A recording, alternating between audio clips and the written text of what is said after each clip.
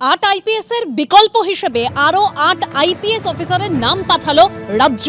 ভিন রাজ্যের পর্যবেক্ষক হিসেবে 8 আইপিএস এর অব্যাহতি চায় রাজ্য। সূত্রের কি খবর রয়েছে আমরা জানবো আমাদের প্রতিনিধি সুমন ঘরাইয়ের কাছ থেকে। সুমন, যেটা নবান্ন সূত্রে জানা যাচ্ছে যেটা হচ্ছে 8 আইপিএস এর বিকল্প নাম পাঠিয়েছে রাজ্য নির্বাচন কমিশনকে। তার কারণ তারা যাতে অবজারভার হিসেবে কাজ না করে ইলেকশনের টাইমে অন্য রাজ্যে গিয়ে, তার জন্য কিন্তু এই অব্যাহতি চাওয়া হয়েছে। এই অব্যাহতি চাওয়ার জন্য 8 জনের আবার বিকল্প নাম পাঠানো হচ্ছে। তার কারণ হচ্ছে তুমি জানো যে 8 জন আইপিএস এর যে 10 জন আইপিএস এর নাম নির্বাচন কমিশনের কাছ থেকে সিলেক্ট করা হয়েছিল, সেই আইপিএসটা তারা গুরুত্বপূর্ণ পদে রয়েছে। এবং গতকালও তুমি দেখেছো যে 9 জন আইএস এর নাম অব্যাহতি চাওয়া হয়েছে এবং সেখানে অল্টারনেটিভ নাম দেওয়া হয়েছে। এর প্রধান যেটা কারণ যে 25 জন আইএএস এবং আইপিএস মিলিয়ে 25 জনের নামের তালিকা নির্বাচন কমিশন থেকে পাঠানো হয়েছে রাজ্যের কাছে, যাতে তারা এই আগামী বিধানসভা নির্বাচনে ভারতবর্ষের বিভিন্ন রাজ্যে অবজারভার হিসেবে কাজ করতে পারে। একদম নবান্ন সূত্র যেটা খবর, নতুন করে 8 আইপিএস এর নাম কমিশনে পাঠালো রাজ্য সরকার। ধন্যবাদ সুমন। নাজিরাবাদ অগ্নিকাণ্ডে ক্রমশ মৃতের মিছিল আরো বাড়ছে আর প্রতিবাদের সুর জোরালো করছে বিরোধীরা। এই মুহূর্তে পাশাপাশি দুটি ছবি রাখবো আপনাদের সামনে। শুভেন্দু অধিকারীর মিছিল, হাইকোর্টের অনুমতিতে আজকে শুভেন্দু অধিকারী মিছিল করেন, ডেপুটেশন দেয় বিজেপির 5 প্রতিনিধি দল। অন্যদিকে এসএফআই তারাও আজ বিক্ষোভ দেখায়, বিকাশ ভবনে গিয়ে ডেপুটেশন দিতে বিক্ষোভ দেখায়, পুলিশের সঙ্গে ধস্তাধস্তি বেঁধে যায় এই দাবিতে।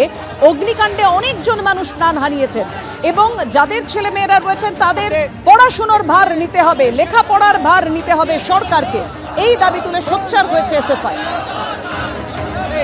এবং দেখতে পাচ্ছে একেবারে পুলিশের সঙ্গে ব্যাপক ধস্তাধস্তি, আটকাচ্ছে পুলিশ, পুলিশের সঙ্গে একেবারে যে ছবি এখানে পুলিশের সঙ্গে ধস্তাধস্তি হচ্ছে। নাজিরাবাদ অগ্নিকাণ্ডে 5 দিন পার, এখনো দেহাংশ উদ্ধার হয়ে চলেছে, যার ফলে মৃতের সংখ্যা নিয়ে ধোঁয়াশা রয়েই যাচ্ছে। এলাকার বাতাসে এখনো চামড়া পোড়া গন্ধ। গতকাল পর্যন্ত মোট 25 জনের দেহাংশ উদ্ধার হয়েছে। পুড়ে যাওয়া গুদাম, ঝলসানো জিনিসপত্রের পাশে নিখোঁজদের খোঁজ চালিয়ে যাচ্ছেন পরিজনেরা। 27 জনের নামে নরেন্দ্রপুর থানায় মিসিং ডায়েরি করেছেন আত্মীয় পরিজনরা। বৃহস্পতিবার পর্যন্ত 21 জনের দেহাংশ পৌঁছেছে কাঁটাপুকুর মর্গে। আর সেই দেহাংশ মিলিয়ে নেওয়ার নিজেদের পরিজনের কিনা সেটা বোঝার একমাত্র উপায় হলো ডিএনএ প্রোফাইল।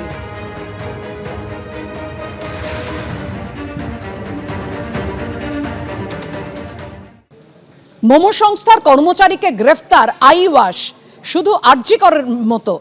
কেন মোমো সংস্থার মালিককে গ্রেফতার করা হচ্ছে না, আক্রমণ শানিয়েছেন রাজ্যের বিরোধী দলনেতা শুভেন্দু অধিকারী।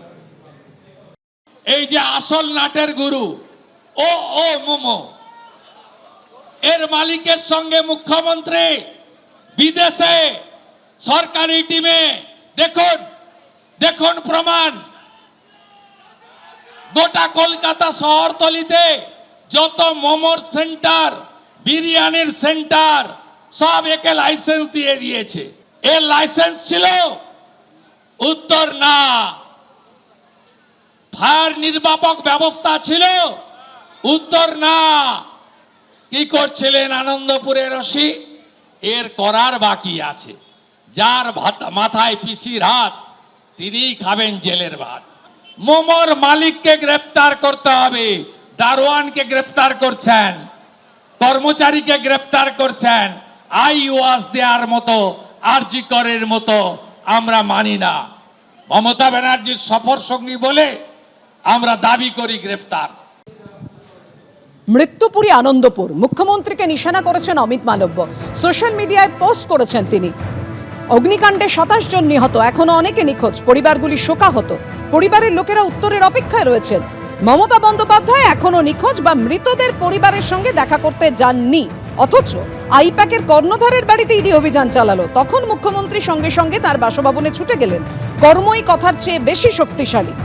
মুখ্যমন্ত্রী 2023 সালে মাদ্রিদে ওয়াও মোমোর সিইও সাগর দরিয়ানির সঙ্গে ছবি তুলতে দ্বিধা করেননি। অগ্নিকাণ্ডে যারা নিখোঁজ তাদের প্রতি সহানুভূতির অভাব দেখা যাচ্ছে। তৎপরতা কেবল রাজনৈতিকভাবে ঘনিষ্ঠদের জন্যই সংরক্ষিত। বাংলা দেখছে।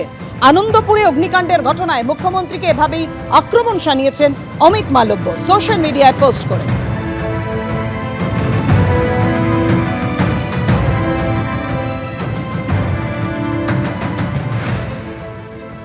সরকার সরকারের মতো কাজ করেছে। আর কি বলেছেন তৃণমূলের মুখপাত্র অরূপ চক্রবর্তী, দেখুন। আজকে শুভেন্দু অধিকারীর নেতৃত্বে যখন গড়িয়া স্টেশন থেকে নরেন্দ্রপুর থানা অব্দি মিছিল হচ্ছে, সেই মিছিলে ডিজে বাজিয়ে উদ্দাম নাচতে নাচতে, মানে ভাসানে বিসর্জনের সময় যে কেওড়া নাচ চলে, সেই নাচ নাচতে নাচতে বিজেপির নেতাকর্মীরা আহ্লাদ করতে করতে যাচ্ছেন। এত উল্লাস প্রকাশিত হয়েছে। এই জল্লাদের উল্লাস মঞ্চ দেখার পরে যখন ওই অমিত মালপুয়ার টুইটটা আপনারা দেখাচ্ছেন, দুটো টুইটের মধ্যে আকাশ আর পাতাল পার্থক্য হয়ে যাচ্ছে। ওয়াও মোমোর মালিক যদি অপরাধ করে থাকেন, বিচার হবে, জেলে যাবে। বক্তব্যটা এখানে না, বক্তব্যটা হচ্ছে আগুনটা লাগলো কোথা থেকে। আগুনটা লাগলো যে গোডাউন থেকে। সেই গোডাউনের মালিকের বিরুদ্ধে চুপ কেন বলুন তো? কান টানলে মাথা আসবে? মালপোয়ার কান টানলে কি শুভেন্দু অধিকারী মাথা আসবে? কারণ ওই গোডাউনের মালিকের বাড়ি মেদিনীপুরে, পূর্ব মেদিনীপুর জেলা। বাঁকুড়ায় বিজেপি কর্মীর দাদাকে খুনের অভিযোগ, প্রতিবাদে বিক্ষোভ। সেই ছবি রাখবো আপনাদের সামনে। দুই তৃণমূল কর্মীর বিরুদ্ধে বিজেপি কর্মীর দাদাকে পিটিয়ে খুনের অভিযোগ উঠেছে। বাঁকুড়া পুলিশ সুপারের অফিসের সামনে ধর্নায় বিজেপি সাংসদ সৌমিত্র খাঁ। পিন্টু রায় নামে অভিযুক্ত এক তৃণমূল কর্মীকে গ্রেফতার করেছে ইন্দাস থানা। ইন্দাসে গতকাল বিজেপি কর্মীর দাদা সুজয় রংকে বেধড়ক মারধর করা হয়। অভিযোগ পরিবারের। নয়ন রায় ও পিন্টু রায় নামে দুই তৃণমূল কর্মীর বিরুদ্ধে মারধরের অভিযোগ। এলাকাবাসী ঘটনাস্থলে ছুটে এলে পালায় দুই অভিযুক্ত। আক্রান্ত সুজয়কে ইন্দাস ব্লক প্রাথমিক স্বাস্থ্য কেন্দ্রে নিয়ে গেলে মৃত বলে ঘোষণা করা হয়।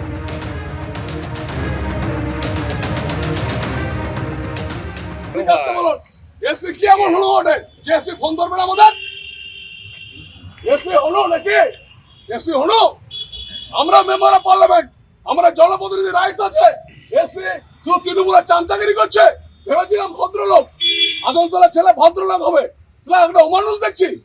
চারবার এই যে আগে একটা মার্ডার হয়েছিল, ফোন করেছিলাম ধরেনি। আজকে মার্ডার হয়েছে, ফোন করেছি ধরেনি। পোস্টমর্টম পর্যন্ত করতে দেখছি না, এখনো পোস্টমর্টম পর্যন্ত করতে দিচ্ছে না। এসপি নিজেকে বাহাদুর ভাবে। এটা সমাজের কলঙ্ক এগুলো, এটা আসনতলার কলঙ্ক। এরা সব চোর, সবগুলো বসে আছে।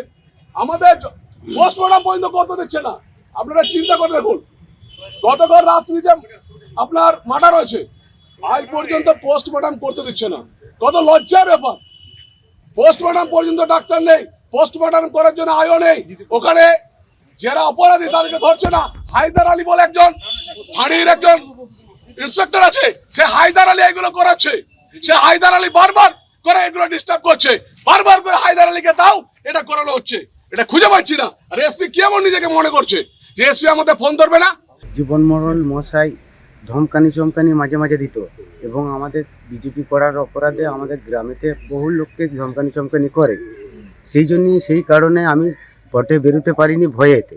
সেই জন্য আমাকে কিছু না পেয়ে আমার দাদাকে কালকে রাত 8টার সময় নাগাদ ওরা আমার দাদাকে মেরে দিল। জীবন মণ্ডলের নির্দেশে পিন্টু রায় আর নয়ন রায় ওরা পর্যন্ত লেগে আমার দাদাকে মেরে দিল কাল রাত 8টার সময়।